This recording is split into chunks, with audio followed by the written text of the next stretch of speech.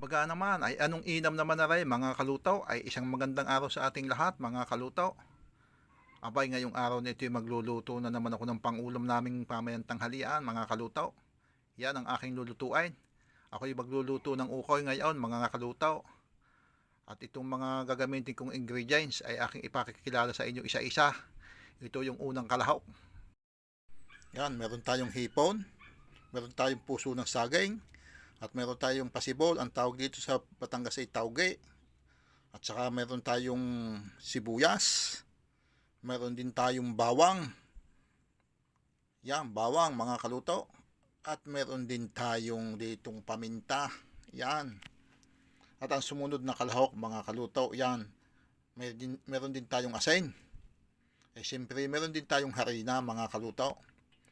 Abay, siyempre gagamit din tayo ng itlog dito, itlog ng manok na puti.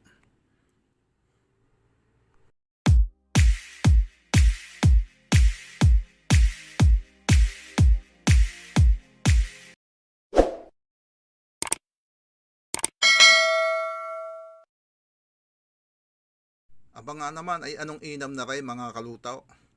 Ay di umpisahan na natin ang ating pagmimix-mix nito. Inuna ko muna itong puso ng saging. Siya ko munang inilagay sa ating timplahan. Tapos isinod ko na itong hipon. Aba, itong hipong ito ay napakadami, kalahati lang ating ilalagay. At baka naman napadaming maigay. Tapos isinod ko ng ihulog ang ating sibuyas. Yan. Isusunod na natin ang ating bawang. Tapos isusunod na natin ang ating paminta. Tapos ilalagyan natin ng asin mga kaluto. Yan, pampalasa. Kung kayo may magluluto din ng ganito, kayo nang bahala magtansya kung ganun kadami ang inyong ilalagay. Yan, ating imimix muna. At yung pinakatawagin nito ay mamaya na ating ilalagay. Nilagyan ko din ng konting magic sarap.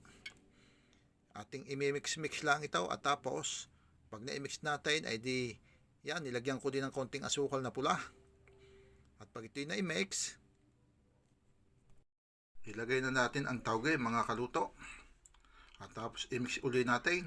I-mix natin maigi mga kaluto. Ari bagang lulutuin kong ari mga kaluto. Yung bagay pwede ring merienda. Pero dabis ding pang ulam ito mga kaluto. Kaya nga sa pagkakataong aray mga kaluto ay ating ipagkakasaw na ito ng itlog. Bali 5 itlog lang ang ating kakasawin dito. At pag ito'y nakasaw natin, isusunod naman natin ilagay ang harina mga kaluto. Yan. Kasaw-kasawin lang. At dito na natin isasama ang harina. Dito natin imimix. Pagkatapos ma-mix natin dito yung harinang yan, ay di bali isasama na natin ang itlog. Para tuloy-tuloy na nating haluin yan. Isinama ko na ang itlog. At tuloy-tuloy na ang paghalaw at pagmimix nito. Isa siya. Sa tansya ko arin mga kaluto ay pwede na rin lutuin. Kaya nga nagbuhay na ako ng gasol. At yan, nagsalang na rin ako ng kawalay mga kaluto. Iga-igahin lang natin ang tubig at ating lalagyan na ito ng mantika mga kaluto. Bali maglagay muna tayo ng isang bute at baka magkakasya na ito dahil kakunti naman itong ating lulutuin ito mga kaluto.